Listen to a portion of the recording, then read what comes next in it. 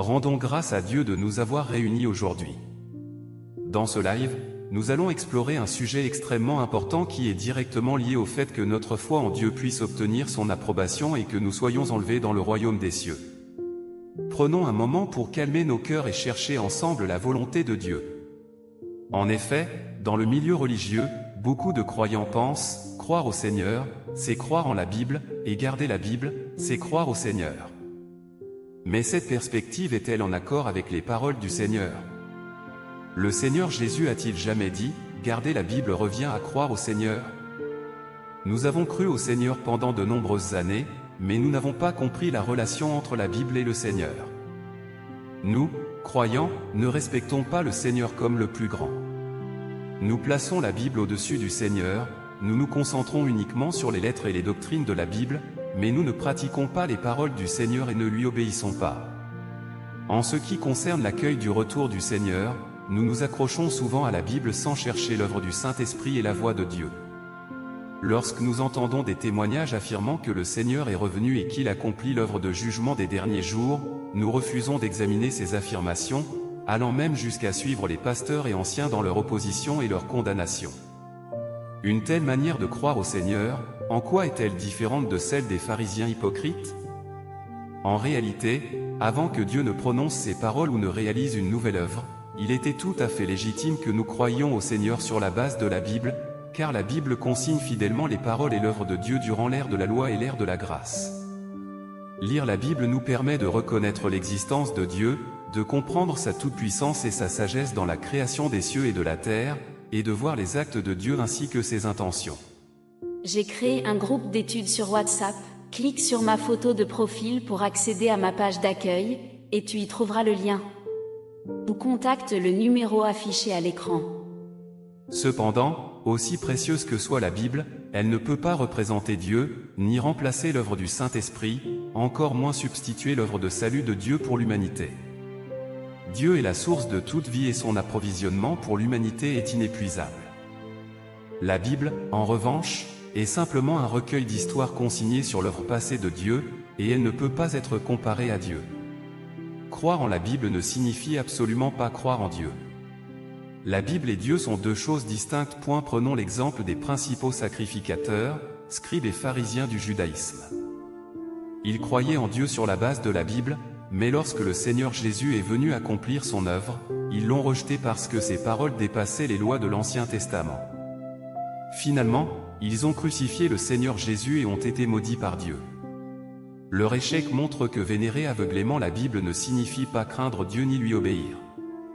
Le Seigneur Jésus a dit, « Vous sondez les Écritures, parce que vous pensez avoir en elles la vie éternelle, ce sont elles qui rendent témoignage de moi.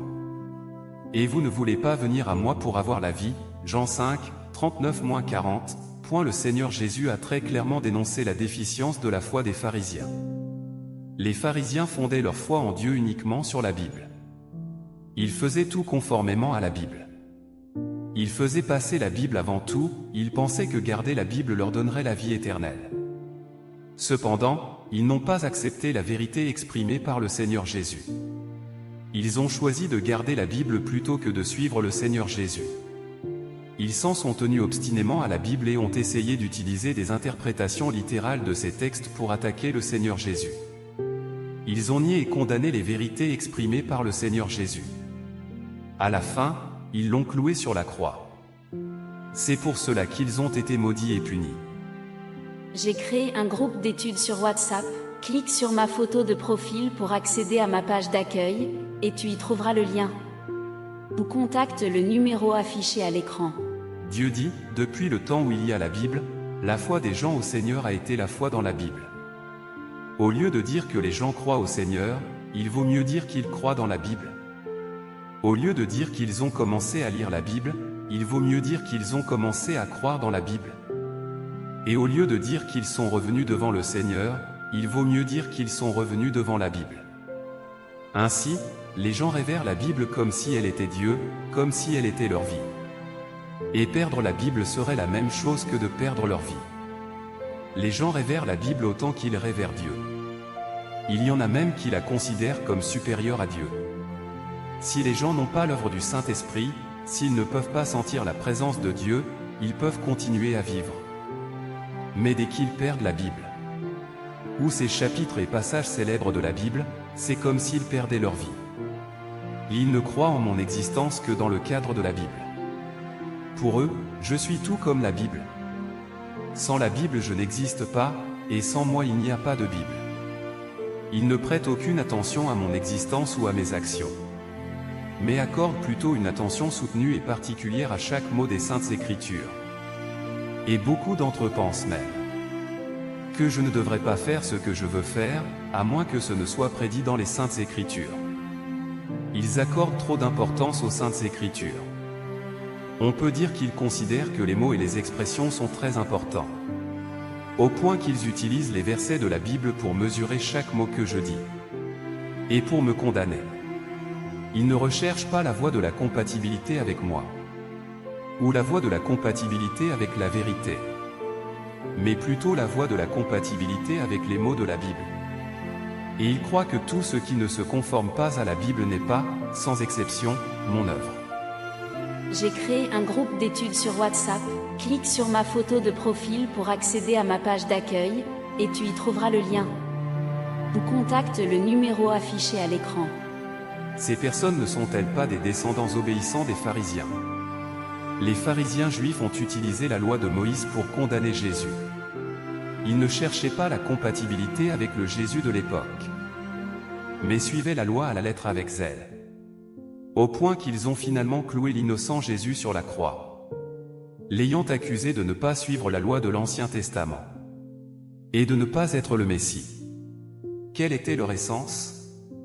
N'était-ce pas qu'ils ne cherchaient pas la voie de la compatibilité avec la vérité? Ils étaient obsédés par chaque mot des Saintes Écritures, et ne prêtaient aucune attention à ma volonté et aux étapes et méthodes de mon œuvre. Ce n'étaient pas des gens qui cherchaient la vérité, mais des gens qui suivaient rigoureusement les mots des Saintes Écritures. Ce n'étaient pas des gens qui croyaient en Dieu, mais des gens qui croyaient en la Bible.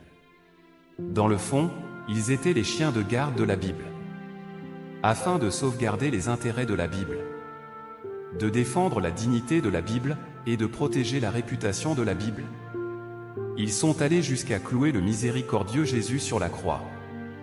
Ils l'ont fait simplement pour la défense de la Bible, et par un souci de maintenir le statut de chaque mot de la Bible dans le cœur des gens. Donc, ils ont préféré renoncer à leur avenir et aux offrandes expiatoires pour condamner à mort Jésus, qui ne s'était pas conformé à la doctrine des Saintes Écritures. N'étaient-ils pas des laquais de chaque mot des Saintes Écritures? Rendons grâce à Dieu.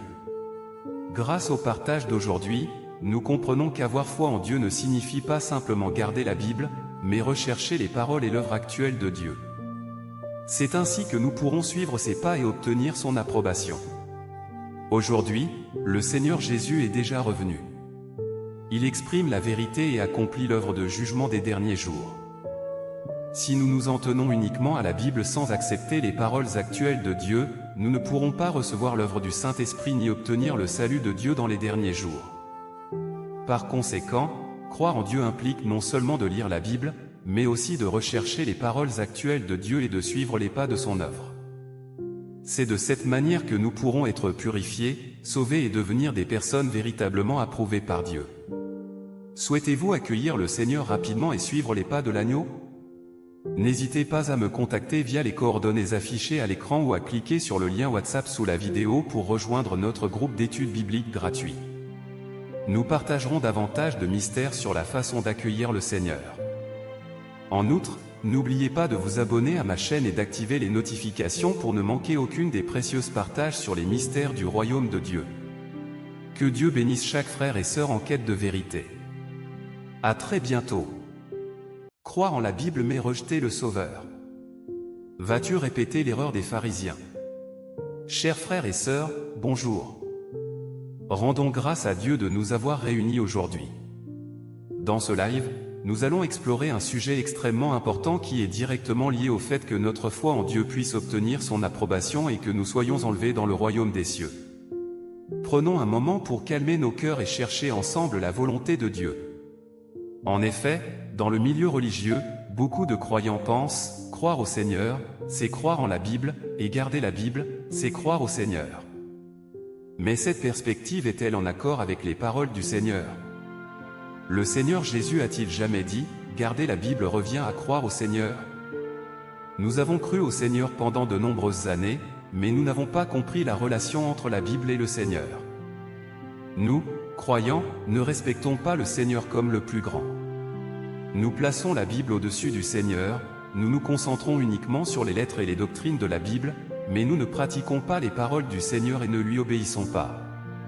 En ce qui concerne l'accueil du retour du Seigneur, nous nous accrochons souvent à la Bible sans chercher l'œuvre du Saint-Esprit et la voix de Dieu. Lorsque nous entendons des témoignages affirmant que le Seigneur est revenu et qu'il accomplit l'œuvre de jugement des derniers jours, nous refusons d'examiner ces affirmations, allant même jusqu'à suivre les pasteurs et anciens dans leur opposition et leur condamnation. Une telle manière de croire au Seigneur, en quoi est-elle différente de celle des pharisiens hypocrites? En réalité, avant que Dieu ne prononce ses paroles ou ne réalise une nouvelle œuvre, il était tout à fait légitime que nous croyions au Seigneur sur la base de la Bible, car la Bible consigne fidèlement les paroles et l'œuvre de Dieu durant l'ère de la loi et l'ère de la grâce. Lire la Bible nous permet de reconnaître l'existence de Dieu, de comprendre sa toute-puissance et sa sagesse dans la création des cieux et de la terre, et de voir les actes de Dieu ainsi que ses intentions. J'ai créé un groupe d'études sur WhatsApp, clique sur ma photo de profil pour accéder à ma page d'accueil, et tu y trouveras le lien. Ou contacte le numéro affiché.